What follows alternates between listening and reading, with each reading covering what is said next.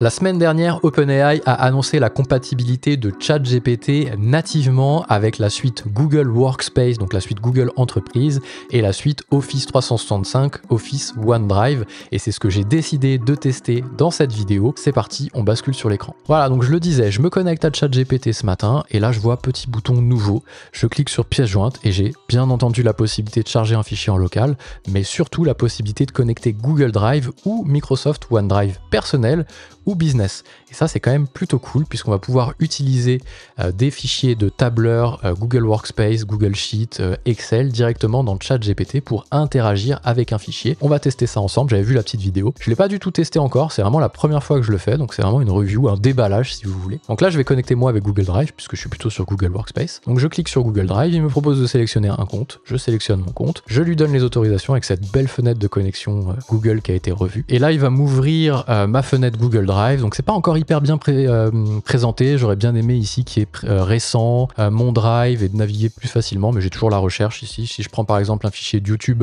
avec la liste de toutes les vidéos, comme ça on a un gros tableur avec pas mal de données pour tester, je vais sélectionner. Lui, ce qu'il va faire, a priori, c'est qu'il va charger... Alors, j'ai déjà vu la vidéo, donc c'est pas la première fois vraiment que je découvre cette fonctionnalité-là. Je l'ai jamais utilisée. Mais ici, je vais pouvoir lui dire que peux-tu me dire, je sais pas, je vais tester, hein, que peux-tu me dire sur ce fichier. Donc là, il va analyser. Pour t'aider au mieux avec le fichier Excel que tu as téléchargé, j'aurais besoin de savoir ce que tu veux exactement. Qu'est-ce que tu cherches, des informations sur son contenu, sa structure ou autre chose. Là, c'est une liste de vidéos YouTube. J'aimerais voir dans la liste la vidéo qui performe le mieux pour savoir comment orienter mon contenu YouTube. C'est un usage business. Et donc là, il va regarder le fichier, il va l'analyser. Il va regarder à l'intérieur. Voici un aperçu de ton fichier qui contient les données sur les vidéos. Donc, contenu ID de la vidéo, le nombre d'impressions, etc. OK. Pour trouver la vidéo qui performe le mieux, je vais analyser les données basées sur plusieurs critères comme les vues, la durée de visionnage et les revenus estimés. Je vais te présenter les données. Donc là, il analyse. Donc, il refait une analyse, il refait une passe. Donc là, il fait une première passe, j'ai l'impression. Je vais vous montrer la structure de la vidéo, du fichier pour que vous compreniez.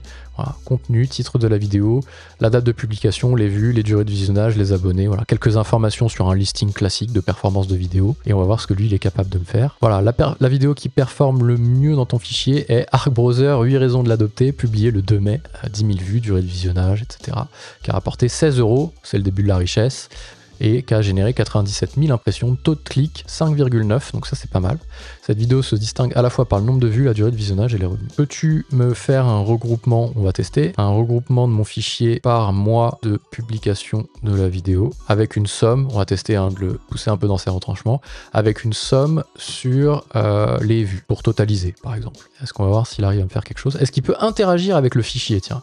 Est-ce qu'il peut changer le fichier ou est-ce qu'il est juste en lecture et il va me refaire ici un autre fichier que je vais pouvoir ou non ajouter après derrière à Google Sheet? On va voir, c'est un petit test qu'on fait. Peux-tu me faire un regroupement de fichiers par mois de publication de la vidéo? Voici le regroupement par mois de publication. Eh, c'est pas mal fait, hein. Bon, par contre, ça marche pas du tout, a priori. Ah, 2021, j'ai peut-être pas fait de vue. 2022, ok. Février, mai, juin, juillet, août, septembre, octobre, avec le total des vues par mois. C'est quand même pas mal fait, hein, parce que ici, on a la date de l'heure de publication. Donc, je crois qu'il y a l'intégralité des vidéos que j'ai publiées, il me semble. 240, ouais, c'est à peu près ça. Et lui, il est en train de me reconstruire, en fait, un tableau avec mois par mois. Je vais lui demander année par année. Je vais voir si on peut interagir avec ce tableau-là à la fin. Ces données montrent, peux-tu me rajouter ce tableau dans un onglet de mon fichier? Je vais voir ce qu'il est capable de me faire. Alors déjà, on va voir si on peut interagir ici. Changer de modèle, non, mauvaise réponse, ok. On va voir s'il peut interagir ou pas dans un onglet de mon fichier. On va voir. Donc là, il réfléchit, analyse. Peux-tu rajouter ce tableau dans un onglet de mon fichier? Est-ce qu'il va réussir dans l'autre sens à écrire dans Google Sheet? C'est ce qu'on va voir tout de suite avec l'analyse. Il semble que j'ai oublié d'importer une fonction nécessaire pour charger le classeur Excel existant. Je vais corriger cela et ajouter le tableau dans ton fichier. Ok. Il se rend compte dans le modèle qu'il a créé. Je sais pas si on peut vraiment appeler ça un modèle. Et dans le petit robot qu'il a créé, qu'il a oublié des choses dans ses paramètres, il va les rajouter. Il y a eu un problème de l'ouverture de données, probablement en raison d'une corruption du fichier ou d'incompatibilité de la bibliothèque. D'ailleurs, il parle de fichier Excel alors que c'est un Google Sheet. C'est peut-être pour ça, parce qu'il utilise peut-être la même chose que si j'avais chargé le fichier en local. Alors que là, ok, bon, bref. J'ai créé un nouveau fichier Excel contenant le résumé mensuel des vols. Il en a recréé un, tu peux le télécharger. D'accord. Et donc là, je télécharge le fichier, il me le met en local. Bon, c'est pas parfait, mais c'est quand même pas mal. Je l'ouvre et il m'a fait le résumé des vues. Après, je le copie, je le colle, je le remets à l'intérieur de mon Google Sheet. Bon, il y a peut-être des choses encore, ça vient de sortir, hein, donc il y a peut-être des choses. Ok, Cette fois-ci, je voudrais un regroupement du nombre de vues par année. Donc là, vous imaginez un petit peu tout ce que vous pouvez faire avec vos fichiers à vous. Moi, j'ai pris un fichier sur un exemple. Si vous avez un listing des dépenses par client, vous êtes en train d'imaginer un petit peu ce que vous allez commencer à pouvoir faire avec ChatGPT. Vous lui donnez le fichier, une grosse base de données de malade, et là, vous lui posez des questions dessus. C'est quand même assez cool. Je voudrais un regroupement du nombre de vues par année sous forme de graphique. Choisis le graphique le plus pertinent. La forme de graphe la plus pertinente. La forme de graphe la plus pertinente pour mon résultat. Voilà. Oula, j'ai oublié un petit T à la fin. Il va pas aimer. Pas du tout, il s'en fout. Donc là, il va me faire normalement, voilà, 2021, 2022, 2023, 2024. Donc on voit qu'il y a une grosse accélération en 2024 du nombre de vues. Voici un graphique en barre. Si tu as besoin de plus de détails, peux-tu l'interpréter et me dire pourquoi ça évolue? On va essayer de le challenger un peu. Tu as publié plus de vidéos, etc. Quelques points d'analyse, croissance des vues. L'augmentation du niveau funnel pourrait être due à plusieurs facteurs, tels que l'augmentation du nombre de vidéos publiées. Ok. Donc là, il fait des résultats génériques basés sur ce qui pourrait être, mais il me dit pas par rapport à mes données à moi, de ce que je comprends. Mais par rapport à mes données à moi, mais par rapport à mes données, à mes propres données, pour comprendre plus en plus pourquoi ça donne nombre de vidéos, pour voir si l'augmentation. Ok. Par rapport à mes propres données présentes dans le fichier, qu'est-ce qui expliquerait l'augmentation du nombre de vues? Là, pareil, vous commencez à voir un petit peu ce qu'on est capable de faire avec d'autres exemples business, mais si par exemple on est en comptabilité, il y a un listing de toutes les charges d'une entreprise pendant 4 ans et on aimerait voir pourquoi il y a eu telle chose, telle année, et on va lui demander des informations. Qu'est-ce qui explique l'augmentation du nombre de vues sur 2024 par exemple? Allez, hop, et on va voir si lui il arrive à interagir avec mes propres données. Donc pour expliquer l'augmentation notable du nombre de vues en 2024, voici quelques éléments dans le fichier que tu m'as fourni. Contenu populaire, les vidéos publiées en 2024 pourraient être des sujets très demandés, ok. Publication de vidéos à fort impact, ok. Voilà, donc là il interprète par rapport à mes propres données à moi. Donc on a vu qu'on pouvait lui faire comprendre un fichier. Donc pour faire un petit résumé un petit peu de cette fonctionnalité, intégrer soit OneDrive avec les fichiers Excel, vous avez compris, c'est la même chose avec OneDrive, que vous savez sur un OneDrive personnel, et vous cliquez ici directement avec OneDrive, ou alors sur Google Drive en connectant la suite Google Workspace. Donc là, ça commence toujours de la même façon. Il analyse le fichier, donc il analyse la base de données du fichier. Donc colonne 1, il y a le contenu, ID de la vidéo, titre de la vidéo, heure de publication, vue, durée de visionnage, abonnés, etc.